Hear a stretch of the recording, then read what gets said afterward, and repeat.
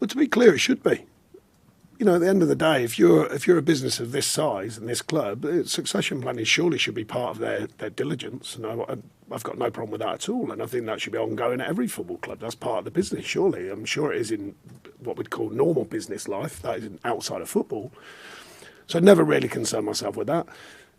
Got to win games. We haven't won enough this season. Got to make sure the team's operating the right way. Got to try and please everyone all of the time, and that's the job. And we haven't done that often enough, and it comes down to me, without any shadow of a doubt. Have you had any conversations with the owners since the week? Yeah, just positive that, you know, they know some of the work that we've done. They want better outcomes from winning games, of course. I think there's a reality to the situation. That's all I know, and they've been very straight with me and very upfront about it. When you say they've been straight with you, what indication then have they given you about your position? Because the other no indication on that. Just that, you know, we've got no reason to think other than you. I told you when I first met them, you know, other than winning games, we all know that's the challenge of a manager. That doesn't change. You know, there are extenuating circumstances in some situations. I think we should win more games. I think we should have won more games by now. And I think we need to win more games. I don't think that's anything I've ever hidden from. I know the industry that I'm in. 10 years in the Premier League teaches that.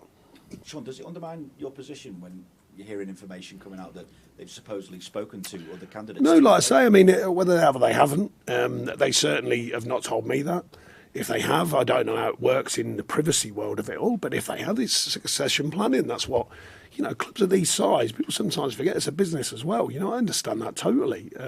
Whoever it was, you know, I think that should be part of the way that any business operates. Certainly if it was my business, I'd be operating like that. I'd be looking, going, right, what happens if? What happens if that happens? What happens? What's the next thing?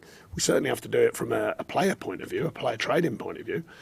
So why would it be any different with managers and staff members? At the same time, there's a human element to it, because we've spoken before about how much you put into the job in the first place and the potential to still be... Yeah, and we're still putting a lot in. I'm putting a lot of effort and trying different ways and trying to work and trying to look at all the different parameters on and off the pitch, different ways of working.